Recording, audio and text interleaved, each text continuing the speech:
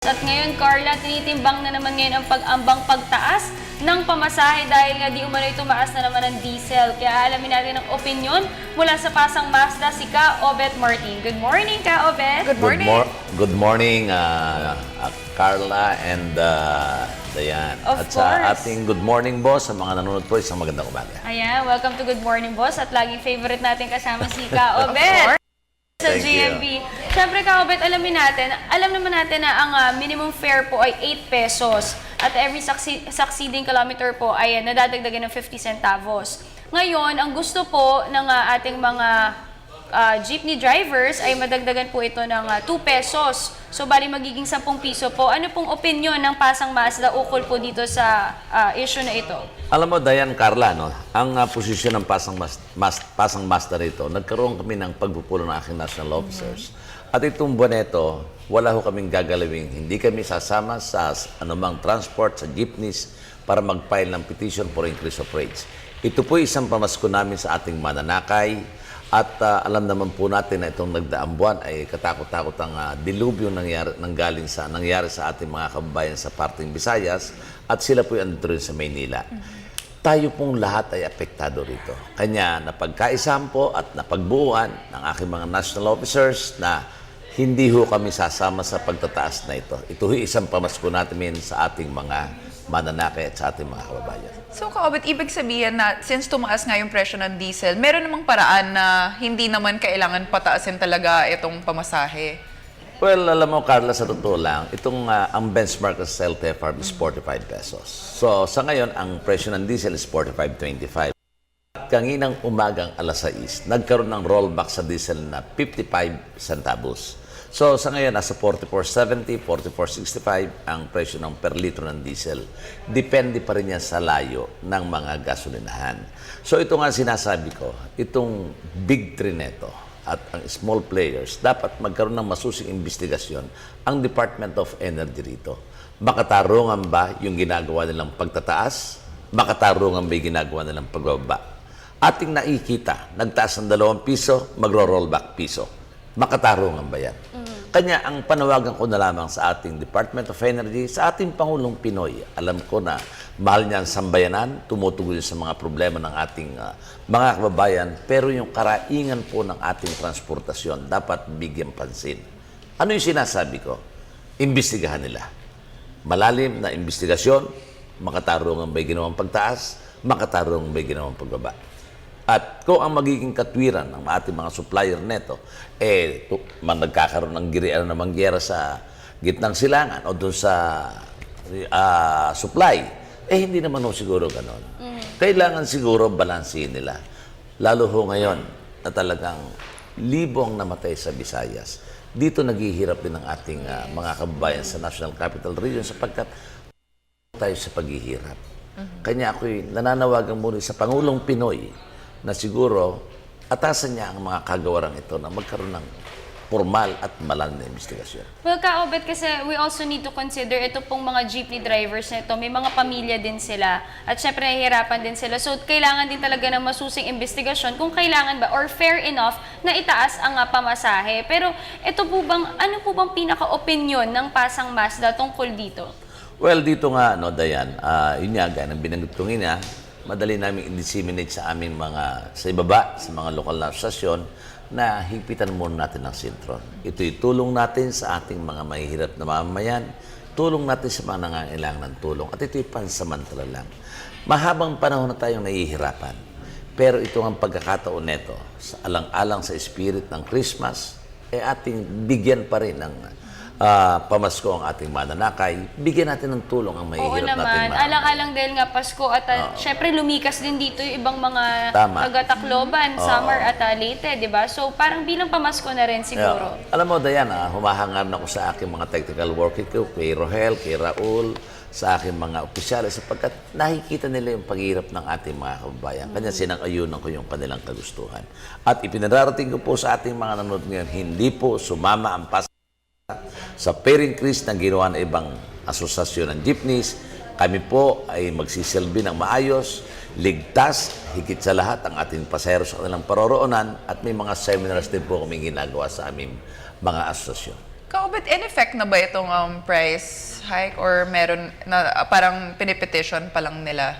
Well, ang grupong iba, mga 4 yata yan, ay nag-file ng formal petition for Okay. increase of rate sa board, sa LTFRB, at ito'y diringgin yata by January. Usually ba ano po yung proseso dito? Well, ang proseso kasi dito sa magpa-file ka, pagkatapos titingnan ng board, ipatatawag kayo ng board for a hearing. At it is a series of hearing. Hindi naman ako isang hearing lang to. Okay. Siguro mga 2 months, 3 months bago aksyonan to.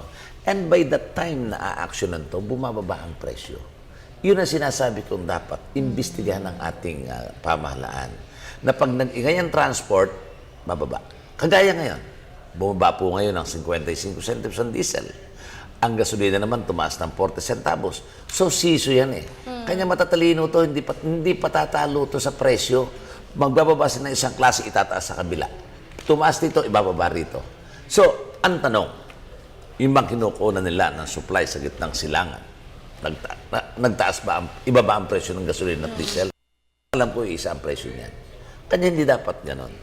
Ulitin ko muli, kailangan magkaroon ng masusing investigasyon, gumanap ang Department of Energy at ang ating Department of Justice para makita ang katotohanan dito. So since napakahaba ng proseso ng investigasyon tungkol dyan, pwede pa rin naman may ibang ways pa rin para makatipid ang ating mga taong bayan dahil nga ilo-launch na natin ang e-jeepneys. Nako, Dayan, thank you so much, Carla. Dito rin namin ipinresent ang aming electric jeep by January.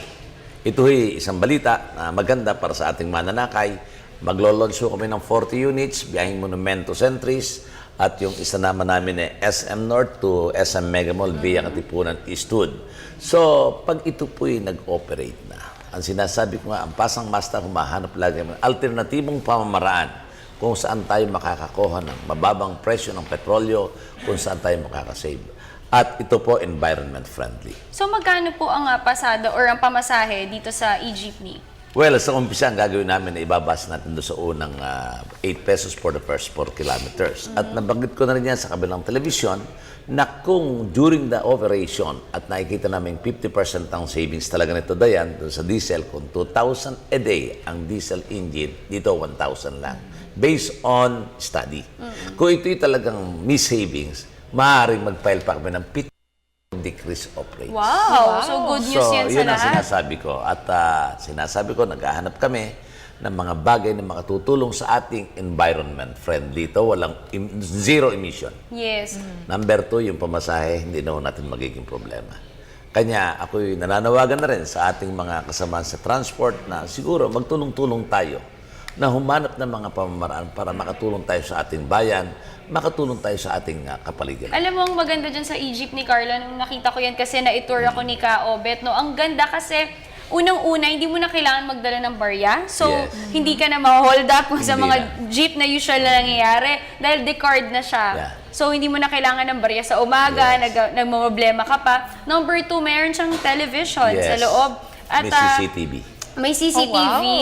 Oh, So, wow. social, pero mas mura pa. Yeah. Pero Kaobet, ano naman mangyayari pag kunyari naging successful, and I'm sure magiging successful itong mga e-jeepneys, what happens to the old ones? Well, ang gagawin namin dyan, ito ipinalong ko rin sa board kay Secretary Abayan, we will drop the old units and replace it with the electric jeep. So, hindi yung magkakaroon ng additional traffic to.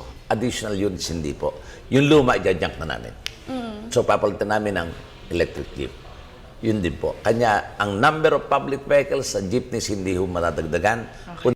Then, yung luma, tanggalin yung bago Papalitan ipapalit lamang. natin. Yung mga luma po, pwede po ba siyang i-upgrade into an electric jeepney?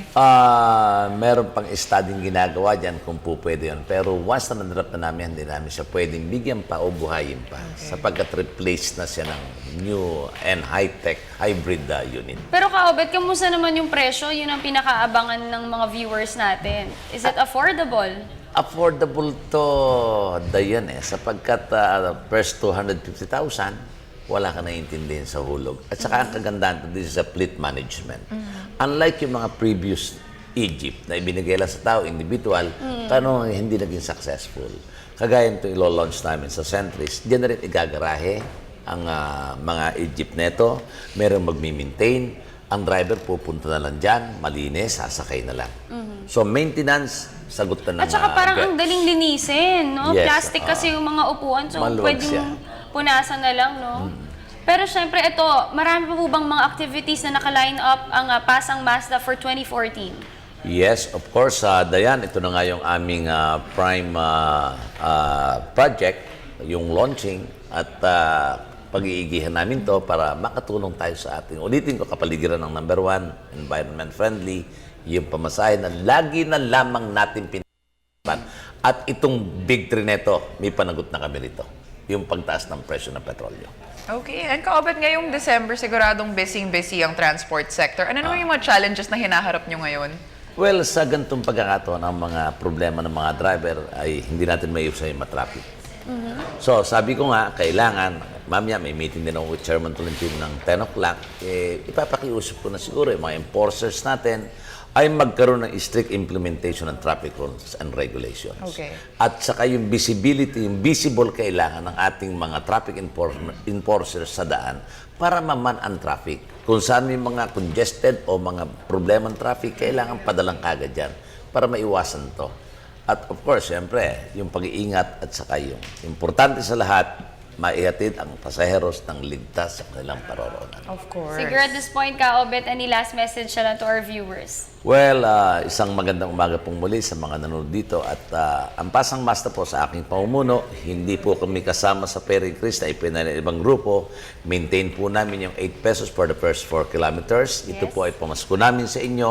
At sinasabi ko nga po, yung paghihirap na dinanas ng ating mga kababayan sa Tacloban, sa Visayas, kasama po tayo dyan, kaisa po tayo dyan. Kanya, ako'y nagpapasalamat sa Good Morning Boss at ng mensahe sa ating mga kababayan at hindi ho kami magtataas ng pamasahe this time. Pag-aaralan po namin masusiyan by January and February at by the time, ando na po yung ating Egypt. Palagay ko, Nandyan na, dire-diretso na-launch na na yan. tayo. Naku, Sa launching. Kaobet, ang laking tulong po ng ginawa ng Pasang Mazda, lalo na doon sa mga talagang commuters natin. So mabuhay po kayo at sana patuloy po kayo maging inspirasyon sa lahat. Maraming Thank you so much for salamat. Maraming joining us salamat this po. morning. Maraming salamat, Dayan and Carla. At sa Good Morning Boss, maraming salamat po.